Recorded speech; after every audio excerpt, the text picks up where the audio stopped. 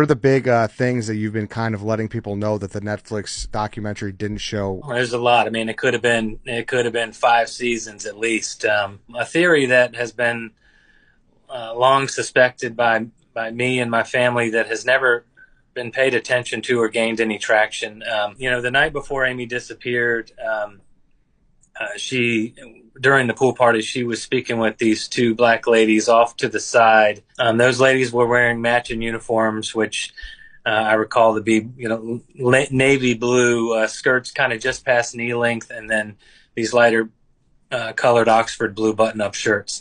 The next day, morning we wake up, the story of Amy disappearing and the last time she was seen.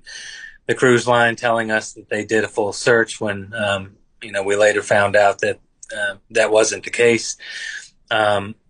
They assured us that Amy was not on the boat after conducting the search that they claimed to have done, and recommended that we get off on the island of Curacao in case she were to be found in the water. Later, at about midnight, we get a knock on the door, and two men came in full kind of naval attire, looked like in all whites, at least one of them was, and introduced themselves as officers from the Scientology ship called the Freewinds. So, we weren't aware of anybody calling them or telling them where we were, inviting them to our room, but we let them in.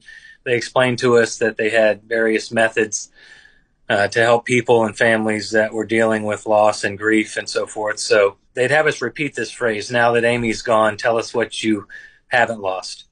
And then it shifted to a second part where they asked us a lot of specific information about Amy. The last part, it came down to what I've since learned is some sort of nerve assist, I think is what they refer to it as, where they lay each one of us down on the bed separately, kind of lay hands on you and rub up your back. And that went on for about a minute until my dad spoke up and asked them to leave. Got home from the ship over the next couple of weeks and researched Scientology. And as far as what I found, I remember finding uniforms that matched what those two ladies were wearing the night before Amy disappeared.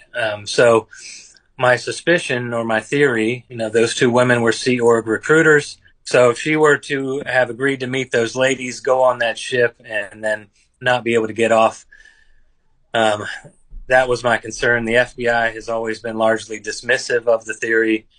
Again, no one else will report on it or talk about it.